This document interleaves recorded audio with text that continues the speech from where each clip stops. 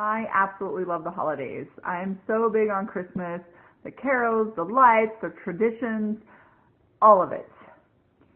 And after losing my son, it changed everything. I still wanted to love Christmas. I still wanted to have my traditions, to be able to do the things that meant so much to me.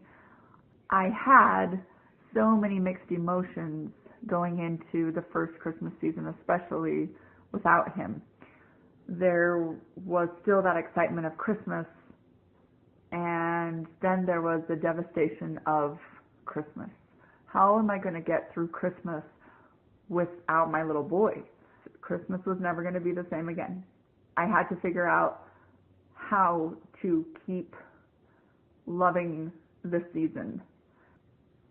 I remember experiencing a lot of emotions. There was still that excitement because it's Christmas time, and that's what I felt, and I remember feeling those things about Christmas, but then also that devastation of, wow, how am I going to get through?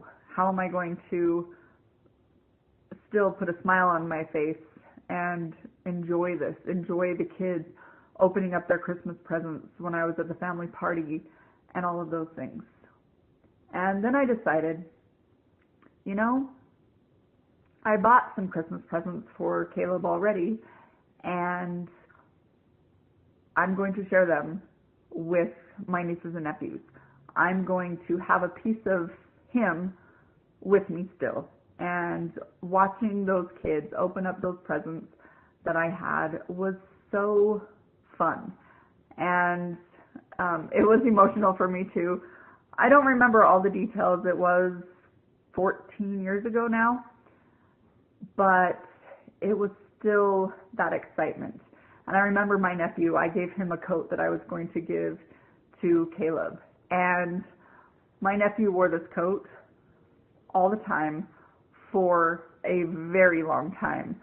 I don't remember how long he wore it, but I remember it was on him nonstop for at least that whole year, if not for a couple of them, until he couldn't really fit into it anymore. And every time I saw him, it just made me smile, and it just made me think of Caleb, and that there was a piece of him that was still alive. And that was so much fun to watch that. The next year, I was even more excited to share a piece of my angel with these kids.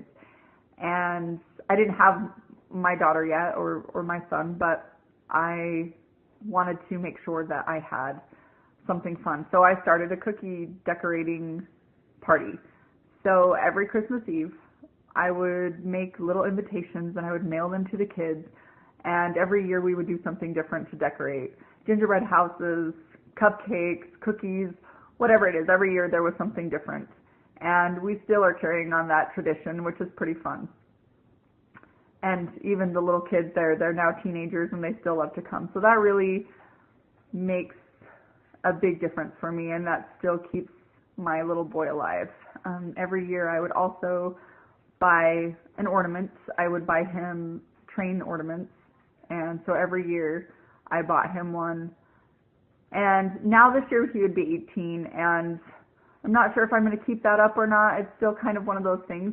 But when you lose a loved one, you really get to start to find those new traditions that you get to carry on, and they get to be a piece of you still. And it's not focusing on the fact that they're physically not there, because we all know that that's the case. It's about focusing on what we can have and what we do have, and what piece of them we're able to keep alive. And it's okay sometimes if you don't want to do anything, and if you just want to cancel Christmas.